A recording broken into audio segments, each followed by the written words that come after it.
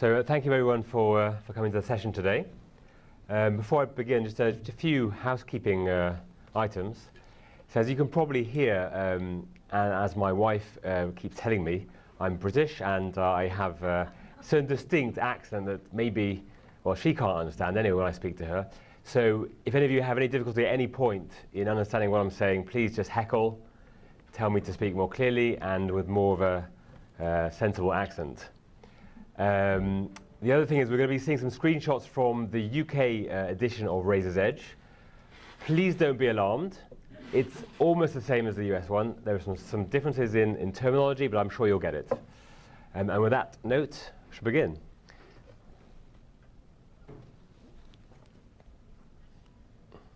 So I'm going to give you some introductions to who we are. So my name is David Zeidman from Zeidman Development.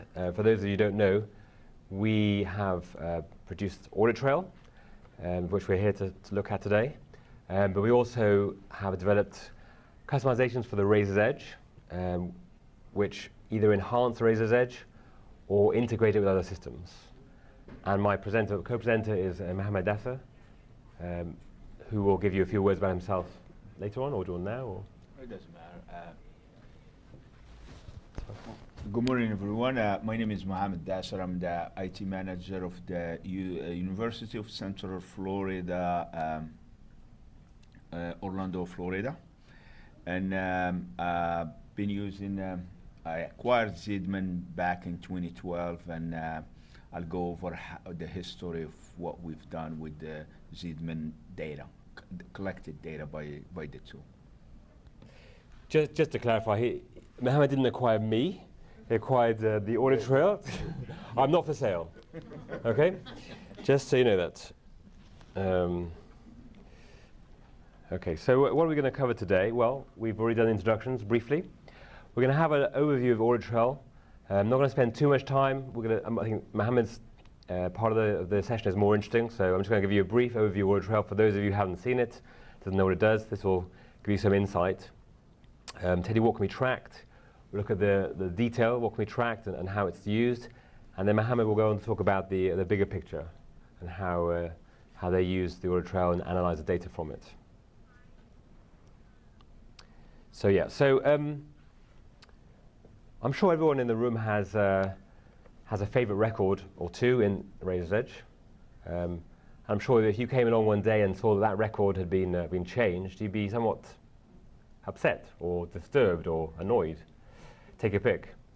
And especially if you didn't know who'd done it or why they did it, it'd be a bit irritating. Now, I have a favorite record in my test database, but for security reasons I can't show you. It's the Queen of England. I can't show you it because you don't have clearance. But we'll look at the next favorite record here, which is this one.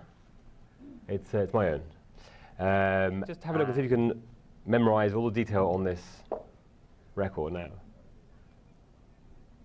Nothing very exciting, just some phones and emails. And constituent codes at the bottom there, spouse. That's about it, really. What would happen then if somebody went in there and made some changes? So my son actually went into Razor's Edge. My son who's 11 went into Razor's Edge whilst I had stepped away from my desk. And he decided it would be hilarious if he was to change my title to Princess and my first name to Daisy. So all of a sudden it became Princess Daisy. I very quickly changed it back. He thought it was very funny, but I wasn't amused. But what happens if someone else goes into a record and legitimately makes some changes? Well, what we've done now is I've gone ahead and made some changes. See if you can spot what they are. So I'll zoom in now. There we go.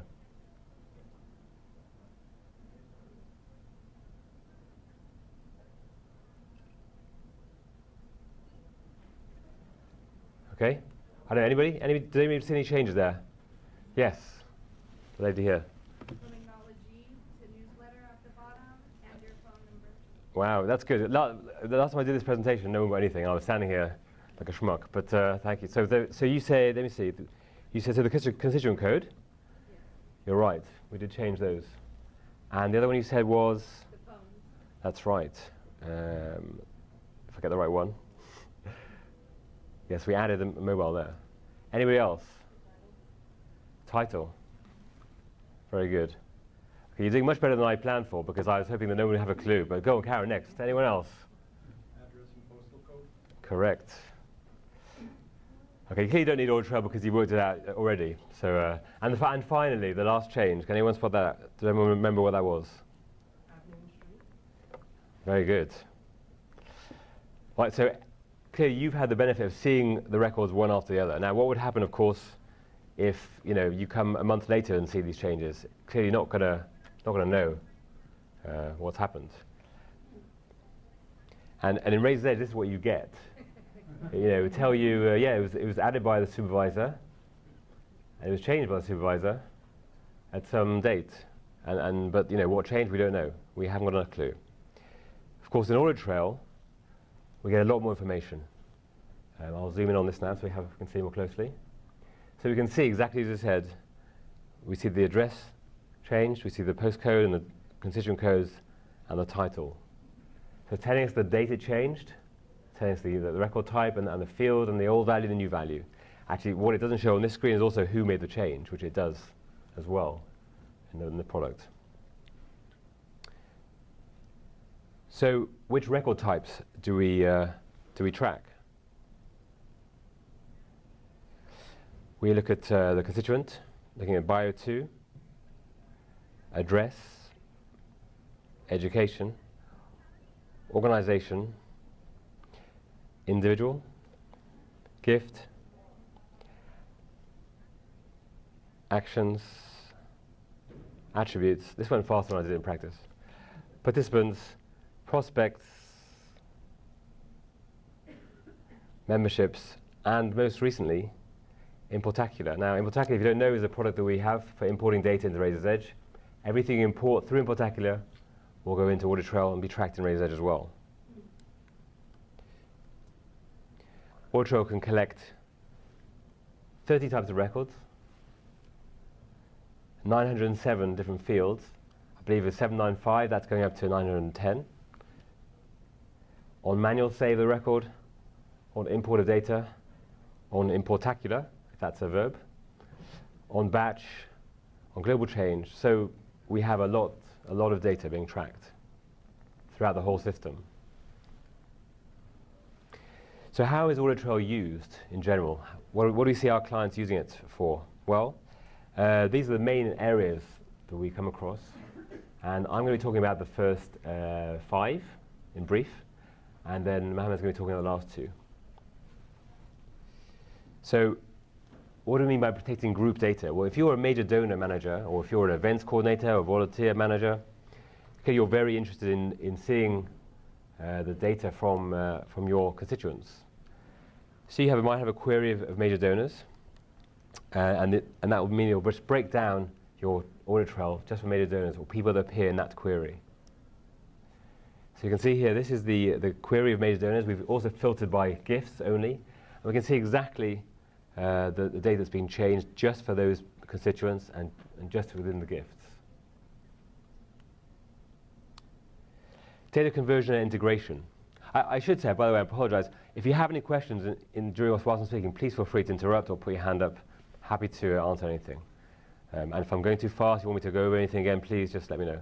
Is that a question? How does it affect speed? The question was, how does it affect speed? Well, surprisingly, and it doesn't really. I mean, it's taking a snapshot of each record but when it opens up and then when it saves, but it's barely noticeable. Obviously, if your system is slow to start with, it'll carry on being slow, but in the grander scheme of things, it really doesn't affect much at all. So we also see organizations using the data for conversion and integrating with other systems. We have a lot of data here, which is very easy to push into other systems. If you have another database system you're using, another CRM or another website or some other system that you want to move data over into, you have a lot of data here which with defined data points. You have field IDs, you have import IDs, you have system IDs, and a lot of things which aren't actually shown in that screen there. So we have the record types and also the type of transaction it is, whether it's insert, update, delete, or import. Yes, the question you had there. This works as a plugin, just like Chapter. So it's 2 things. So the viewer part is a plugin. So the question was, does this work as a plugin? So the viewer part and some other components are plugins, but the tracking is a macro that runs in the background of whenever people are using the application. You have to have RE macro in order for that to work? Nope, you have to. There's no requirement to have any extra module for this. Okay. So yeah, so for data conversion and integration, there's a lot of fields, a lot of values were stored behind the scenes, which can be quite easily used to migrate data over to other systems, or we had one organization who were merging databases. They did a large merge of the data, and then the interim, whilst it's being tested, they tracked in Audit Trail and pushed data out afterwards. So backup. Now, I'm not suggesting that you stop doing your backups. Absolutely carry on doing your backups, but clearly if someone's changed a record and you don't know what it is, or they deleted a record and you need to find out what the values are, it's very, very convenient just to go into the Audit Trail viewer, and then you can see the values as they were. You can go in, you can revert the value there and then. So the old value back to the new value, or the new value back to the old value as it was. Yes? Can anyone revert back, or is it a supervisor function? Well, anybody who has the Audit Trail viewer, Okay. excuse me, anybody who has the Audit Trail viewer on their machine can, but you don't have to have the Audit Trail viewer. I mean, that's the thing. You wouldn't install it on everyone's machine. So yes. How much history does it save? How much history does the application save? It'll save as much as as you allow it to. It goes as far back in time as you like. Obviously, the database will grow in size, and if that's an issue for you, you can purge the data, and then obviously it'll stop saving. But otherwise, it goes back as far. As soon as you start running the application, it'll start tracking, and it'll carry on going. Okay. And we've seen it used for training as well. For example, in this case, we're looking at Pauline's work. What has she been doing recently? She's maybe a new starter. We're concerned that she's not doing things as she should do. So in this case, for example, she's entered a birth date of 2080.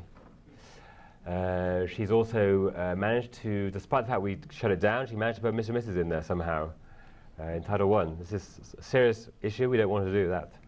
And then finally, she's changed the country from United Kingdom to Canada, despite the person living in San Francisco in California. So there are some issues here, and obviously this will help with training. We can see exactly what she's been doing, and we can say, listen, you should really be doing it a different way. And then, if you were to buy Audit Trail Professional, you also get Validatrix with. And this can then prevent those errors coming in to begin with. So these are errors waiting to be saved. So if someone's made a change, for example, we can see the email address there really isn't an email address. It's a URL. It's just not valid. So when someone tries to save that record, they'll get the message saying the email address is not valid. We're going to revert it back to what it was. Oh, that comes part of Audit Trail? That comes part of the professional version of Audit Trail, yes. Yeah. It's also standalone if you just want that feature as well. And then another example, there's nothing inherently wrong with that data, but clearly if someone puts a title of Mr., we should know the gender, and we can tell them they need to set it as male. Okay? And then finally, maybe we have data entry people, data entry staff who, their job is to enter data and to change data, but we don't want them touching that inactive checkbox. That's a qualified job, and no one else should do that. So, if they try to do it, if they're in that security group, they can bring out the message to tell them that they don't have the right to do that, and you just beat someone else. So that's a really quick run through of the Audit Trail, and how you can use it and how it is used throughout those organizations that have it.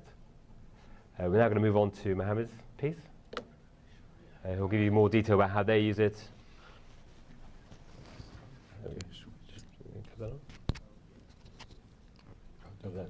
To advance.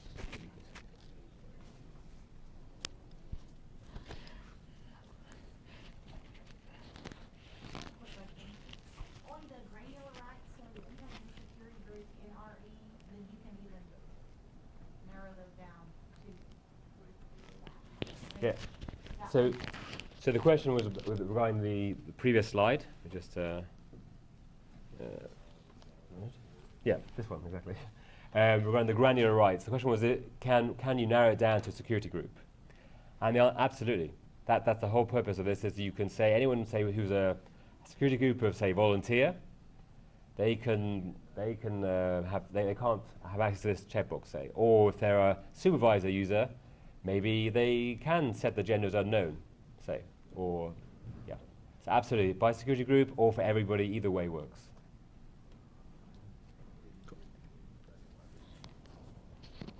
Happy to take questions at the very end as well, if you think of something later, so please.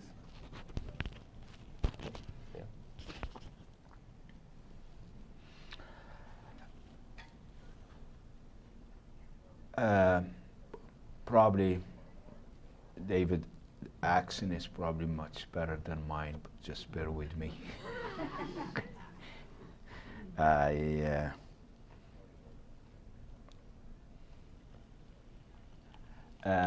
Just some facts about the university I work for.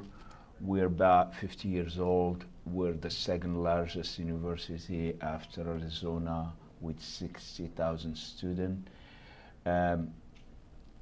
My Razor's Edge database have over 500,000, which just this summer we crossed 250 alumni record in that database. Then it's almost 50-50 now. We moved to Razor's Edge from another legacy system in 2009, and we acquired Audit Trail from Zeidman company back in 2012. And my story about acquiring the tool was probably just like what everyone else will have to do when they're against a wall, and there is changes in the database, there is a lot of drama, and we just had to put some control over that, and Razor's Edge did not have that. But the funniest story is after 6 months or so, everything just stopped.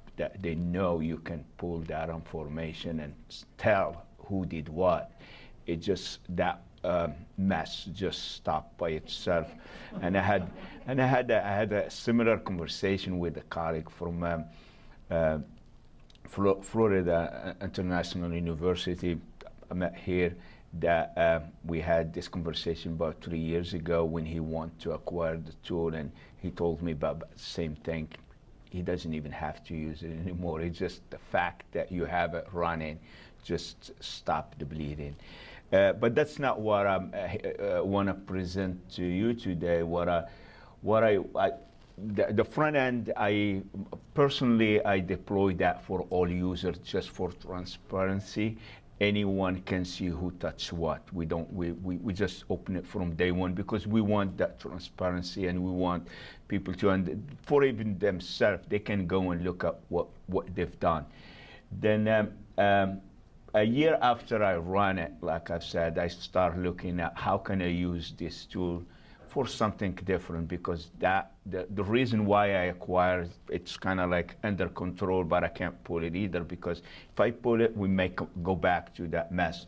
Then back in BBCon 13, we presented with 12 months of data. This is just some background data, what we had. We were able to collect 5 million transactions in that first year. Some just highlight now. I mean, the rest of my presentation is performance management. It's going to be a lot of numbers, and this is not fundraising performance. It's more operation performance. Fundraising performance is really, I do that at case directory, and it's more vendor neutral. You can do that with any tools or CRM you have. We found out in that first year that 98 of our users are updating the system, and that 98 of our users is over 80% of the workforce. We're 120 something shop, and we were allowing over 80% of our shop to update data, and we took action after we kind of like was able to present to the leadership. There is a lot of benefit of having facts instead of speculation.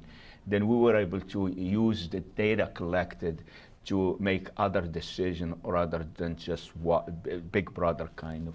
But the Big Brother have to stay, by the way.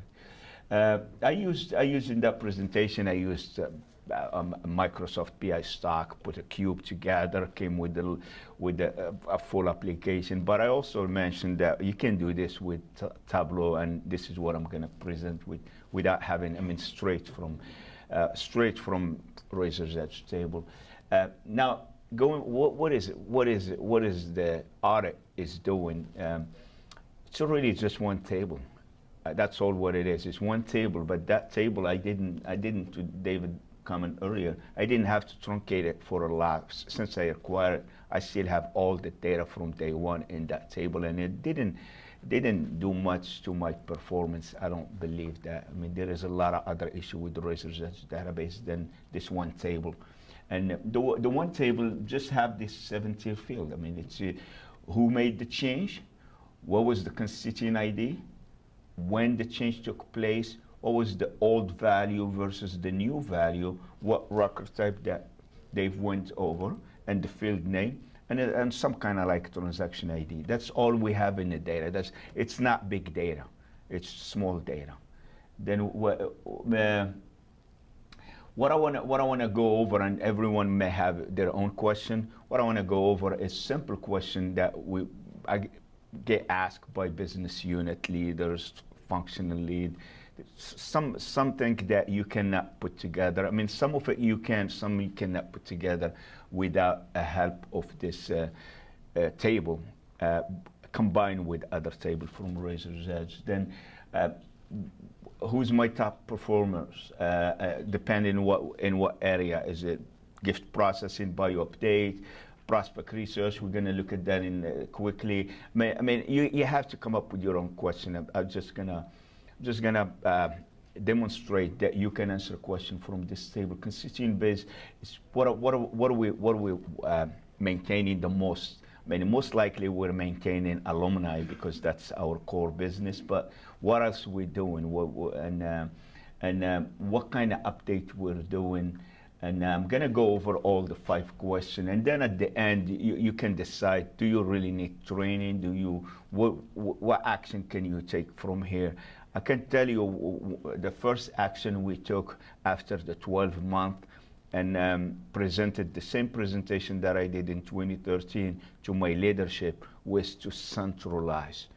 We can have 80 user, 90 user, all updating our database. We decided from that we need to centralize. Without that data, I was not able to convince even the business that they don't need that access. But when we put that information together, and the presentation it's at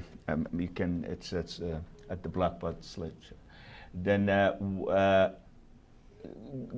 moving to kind of like some stat from every year. You look like it's kind of like consistent. The only non-consistent is probably 2015, where we touched 437, but that's because we did wealth screening with Wealth Engine, and we had to basically put rating in every single record. That's why we end up with 437 touch in the 2015. But it's constant. It's a business. 2012 was less, but we didn't have the entire 20. This is calendar. We didn't have the entire 2012.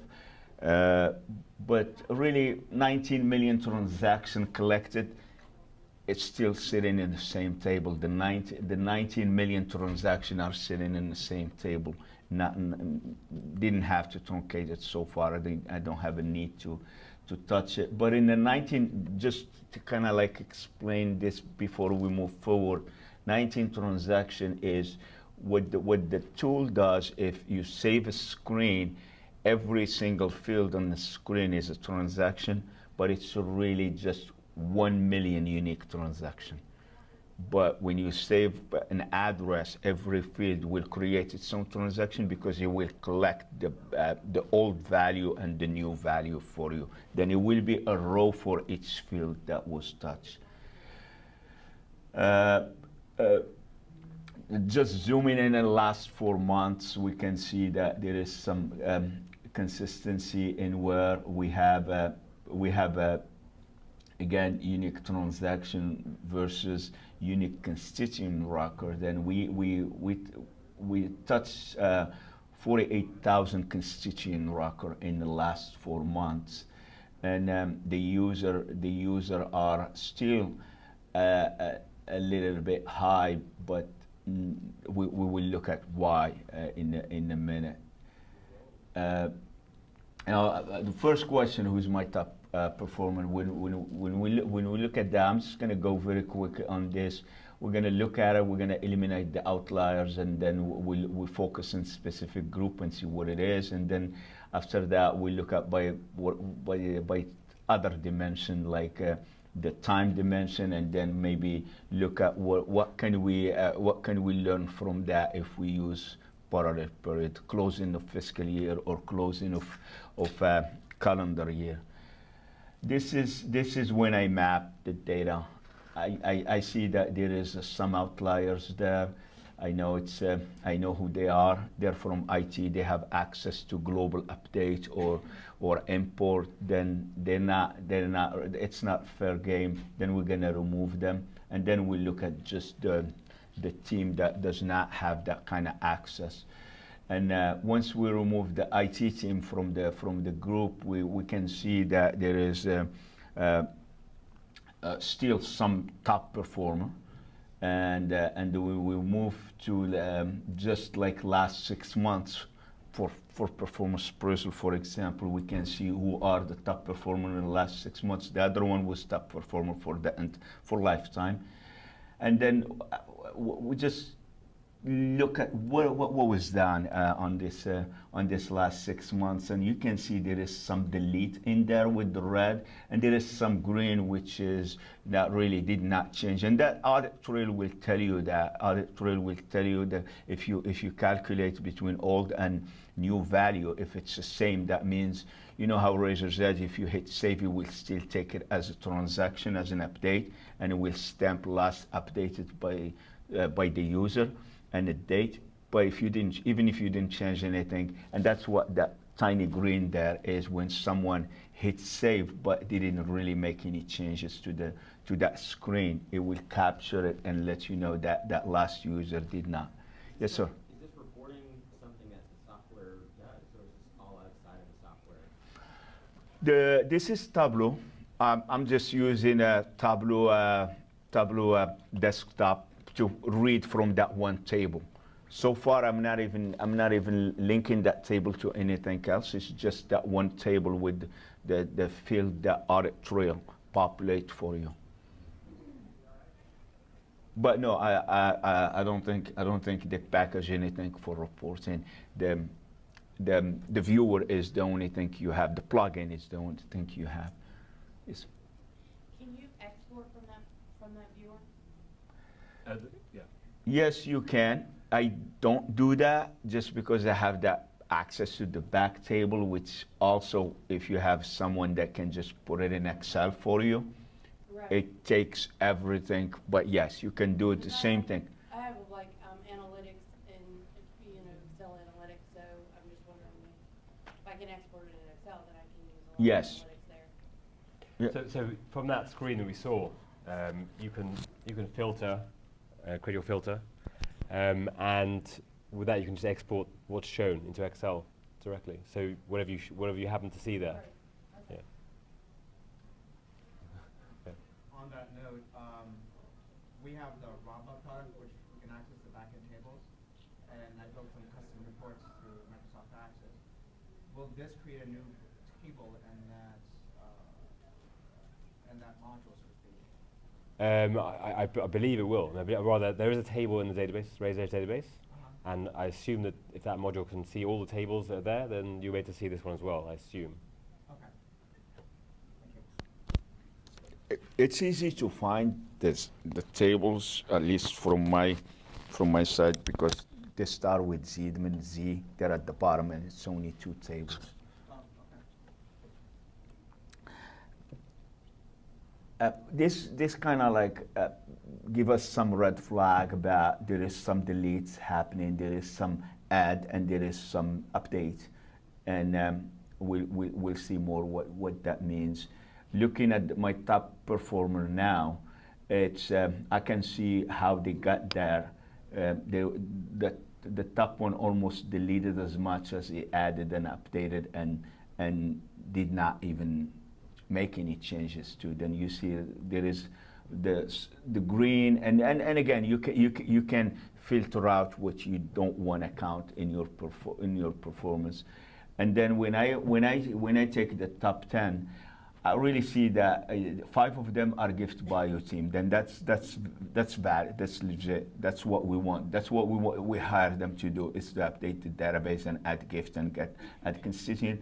4 of them are from prospect research team, and they do prospect management. They assign prospect, and they put rating, and that's what we also want. And 1 from the alumni membership team. Then we feel like this is good. This is clean. This is exactly what expected. No red flags here.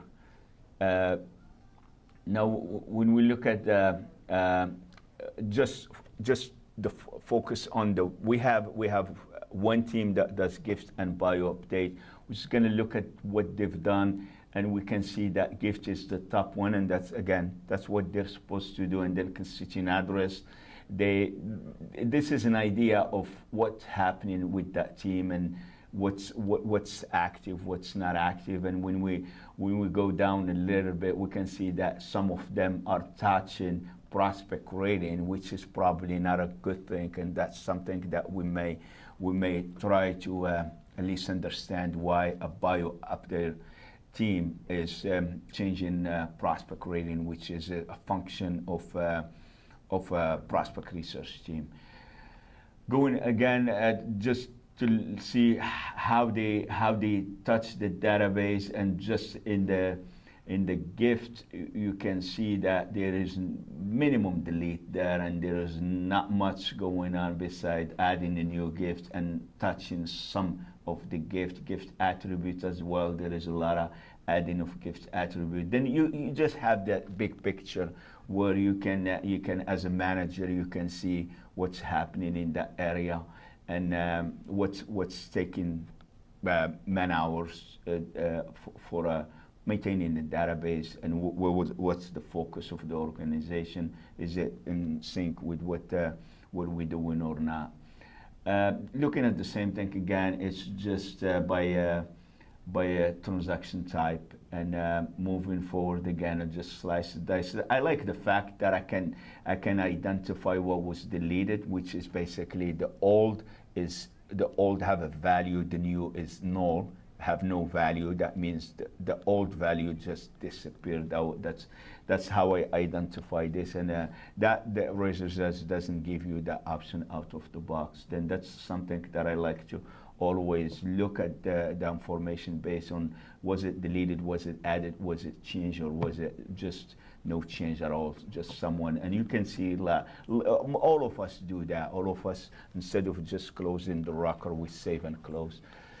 The research team, again, you can see that they work on the prospect. That's good, and that's what we want them to do. But again, they touch all other areas, and that's something a manager can look at and zoom in and see what we're really not supposed to do, and we're doing it.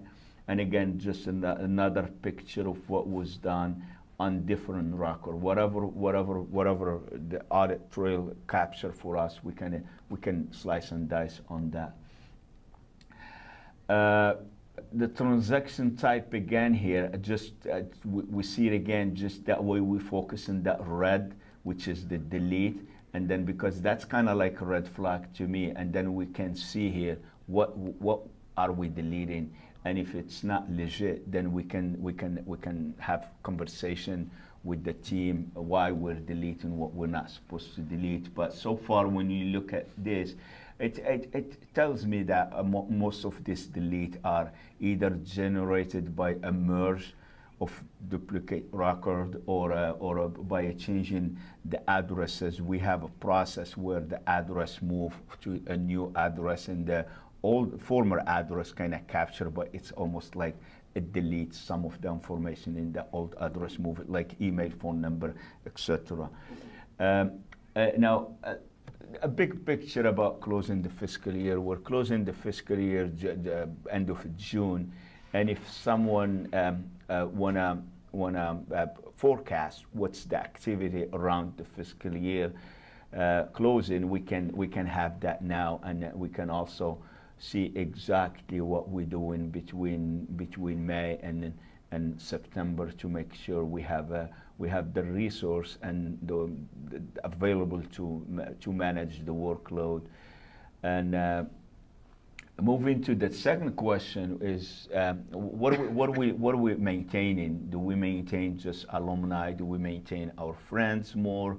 What exactly we're touching in the database? Especially after a year, you can have that big picture. What taking much time in maintaining, and we can ask question: Are we doing the right thing? Do we need to shift focus?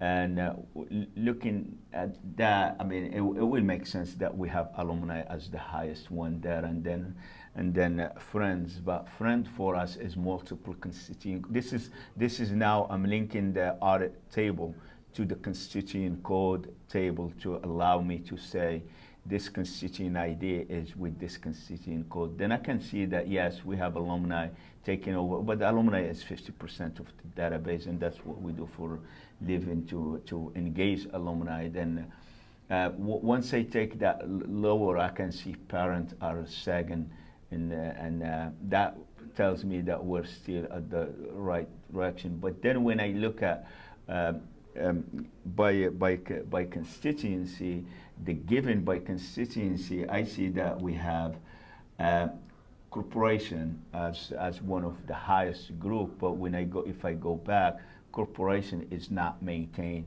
at the level we're maintaining. But just because their organization, probably they're given a higher, but we know we're lacking a little bit in maintaining corporation record, and we may have to shift focus on maintaining and do some work on the corporation or organization record in general. The third question we had is really what record, which is the type. This is now looking at what David went over, what kind of record we're auditing, and we can see again from just the map that we are considering is probably the highest, but yeah, that's probably what we want, and just take a better dive into what type of record or constituent record exactly, what's in the constituent record fields that we're touching the most, and then again the gift record was the second one, and then we have a dive into what's gift record field we're touching. The table allow you to do that, and there is a hierarchy from the record to the field that exists in that table. The fourth question is, can we do the most? What do we do the most to maintain our database, and why do we delete? Why do we add? And we can again take a look at it just from that same perspective, but this is entire database from the perspective of what do we delete, what do we add, what do we update, and with the green is just the save and close. And then we're looking at deleting here. Again, what are we deleting the most? And we zoom in, why we're deleting what we're deleting. And it's probably all legit, but there is some issues here that we discover by doing this. And procedure changed a little bit. We were able to suggest a new procedure, especially in the area of for the gift where instead of doing gift adjustment, it's a lot easier for them to delete the gift and just create a new gift, and that's one of the, we didn't know that until we zoomed in and figured out that gift processor prefer the method of just delete a gift, but we lose a lot of information when we delete a gift. Instead of making a gift adjustment, we just delete a gift and add the new gifts, or mostly pledges that they can do that. The add-in, again, we can look at the add-in, zoom in the add-in a little bit. What we have as a procedure is we don't want to add alumni. We want to add alumni automatically from our ARP system we use in PeopleSoft, instead of having alumni added one at a time. And we capture here that we have some of the team members of the bio update that decide to add constituting as alumni themselves, which is against the policy procedure, and we can catch that from here. The last one here is adding a proposal, which is really a gift officer task, not a bio update or a gift processor task. And when we see that a proposal is added by one of our gift processor, we can raise concern there and say maybe it was a favor, but it shouldn't happen. And again, you only see one in the last 6 months, then it's not a big deal.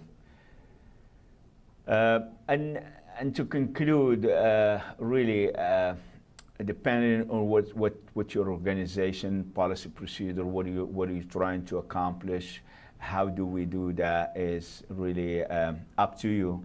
But we were able to use data to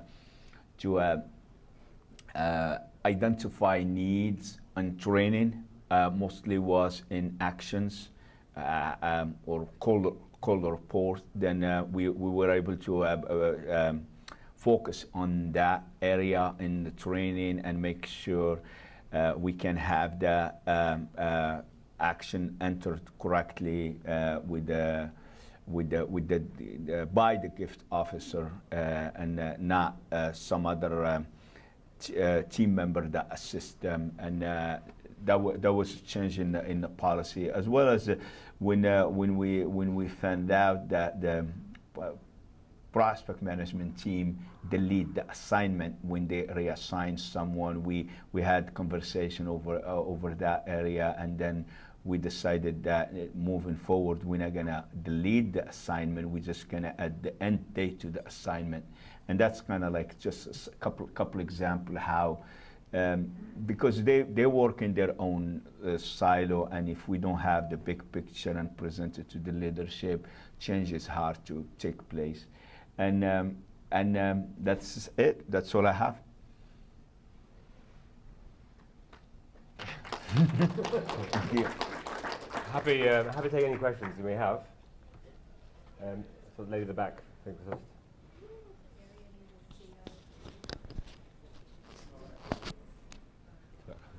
I'm sorry, I can't. Marry any of the data that you're finding against data integrity queries that your gifts or your buyer demographics staff might have been entering? I'm just curious, that would help with the training also if you're able to identify who was making changes that later show up in data integrity queries. Yes, definitely. This table is a couple of the, a few of the last slide were integrated with the Razor's Edge. Then the table itself can be linked to any other table in the Razor's Edge. Now, is it exposed into Razor's Edge query?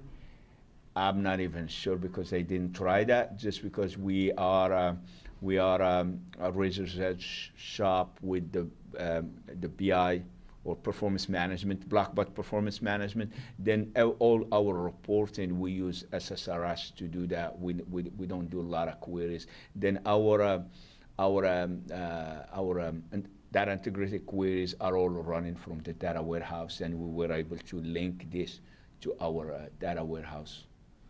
But I don't know if the there's no inherent integration between the two. In theory, you could have an export from Razor's Edge of data and then link it outside of Razor's Edge to the table here, but there's no inherent, there's no intrinsic link. Gentleman here.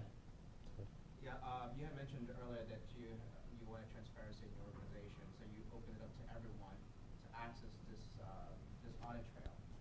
Does it also give you the ability to revert the data back, or can you turn that feature off per user? It's really your razors as security that decide that. If someone doesn't have an edit on the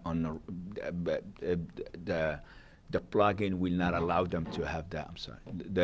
If a user does not have an edit, it doesn't have that privilege in the Razor's Edge, it will not be able to do it. Then They you, can see the history, they just can't revert if they don't have edit access, right? yes, yes, they have to have the Razor's Edge security set up for them, but the view only is for everyone. Yeah, they all can see it, but only the one that have like gift processor are the only group that have gift edit and add and delete. They are the only one that can use that feature. Yes. So, how is this going to work with RE Next? It's a very good question. So from what we gather, for the immediate releases of it, it's not going to work immediately. The reason is that there's a limited data set that's being exposed by NXT. Next. We're hoping that eventually the functions that we need in order to track the changes will be released as well. And there's definitely talk of that happening at some point in the future, but it's the whole capturing of data and making a snapshot of it which is difficult. The reporting we could do easily. We could have it outside of the Razor's Edge in our database elsewhere. But it's just the capturing the before and after is difficult. But they've talked about potentially in some way down the future is having that functionality built in or having a snapshot that will be able to fire those events. So it may happen in the future, but at this point in time, it's uncertain. Okay, so right now, we're moving over to 7.95, and this still works. Now, from my understanding, the way that RE Next works is there is a database view and then there's a web view. Yep. But the database view is still running off of Razor's Edge 7. Yep. So if that's the case, then wouldn't this still work in that environment? So The only difference is that Yep. it's all moving to the cloud. That's Right. the only difference. So you're right. In theory, it could work. In practice, Blackboard they wouldn't give us the access that we were able to have, unfortunately. So the third-party customizations on hosting are limited to plugins, and we need more than that. So the macro bit, which takes the snapshot, is not a plugin. So that's why it won't work on the hybrid solution that is currently the case, unfortunately. But we're hopeful for the future that the new NXT API will give us that ability, and when it does, we'll definitely be there. But yeah, no, unfortunately, this won't work in a hybrid solution. Sorry to disappoint you. Yeah, because I've been waiting for Audit for a while, but they're going to be moving to NXT. Sure. Yes. So you're saying that the plugin doesn't work for those of us hosted? That's correct. Yeah, I'm afraid so. Correct. Yes. Is there any plan to integrate the ability to track changes in third-party plugins? We do a lot of changes through BBCon Right. events and Git. Sure. plugin.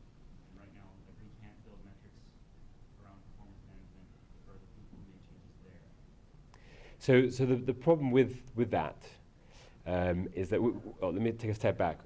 When you open a record in Razor's Edge, there's an event which is triggered, a code event which is triggered, and then when you save it, another event is also triggered. Now, when you come through a third-party plugin or another plugin, those events aren't necessarily triggered. I say necessarily because in some instances they are triggered, and I think it depends on the order that you install the applications. Actually, potentially, I have seen some applications that are triggered by third-party applications as well. I have seen data which is triggered by. Exactly, it's inconsistent. So that's why there's no way of us saying, yep, if you do it this way, it'll work. but we have seen it working. So it is possible that if you were to experiment a little bit in terms of the order that you install the things, that it may work, but I can't guarantee it. It also depends on the way that the community is working with the records as well, actually. Are there any further questions? So I'm around and Mohammed is around. If you want to come by a booth, I'm happy to answer any specific questions. Or if you have questions now for me afterwards, please feel free to stop by. Thank you very much, though. Thank you. For coming. Thanks.